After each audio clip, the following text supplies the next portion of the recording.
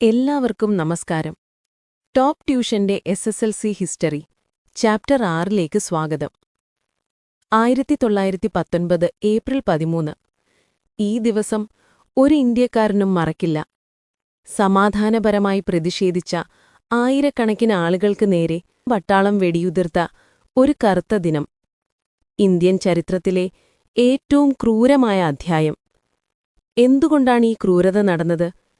ബ്രിട്ടീഷുകാർ Rowlatt act എന്നൊരു കരിനിയമം പാസാക്കി.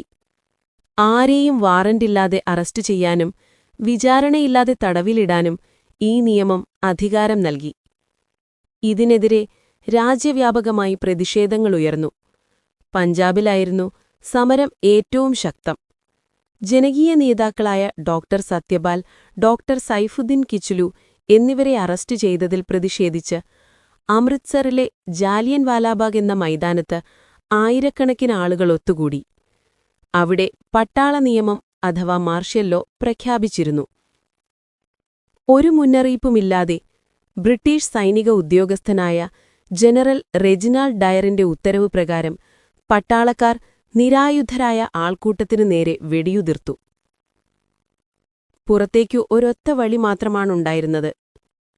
രക്ഷപ്പെടാൻ ശ്രമിച്ചവർ മതിലുകളിൽ വലിഞ്ഞു കയറാൻ നോക്കി. ചിലർ മൈതാനത്തിലെ കിണറ്റിലേക്ക് ചാടി. 10 മിനിറ്റോളം വെടിവെപ്പ് തുടർന്നു. ഔദ്യോഗിക കണക്കുകൾ പ്രകാരം 379 പേർ മരിച്ചു. പക്ഷേ യഥാർത്ഥത്തിൽ 1000-ലധികം പേർക്ക് ജീവൻ നഷ്ടപ്പെട്ടു.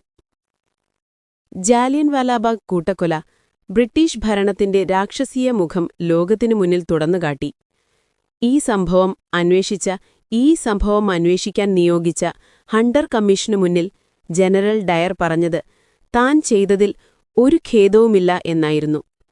ഇന്ത്യയുടെ സ്വാതന്ത്ര്യത്തിനായുള്ള പോരാട്ടം പിന്നീട് ആളിക്കത്താൻ ഈ കൂട്ടക്കൊല ഒരു പ്രധാന കാരണമായി.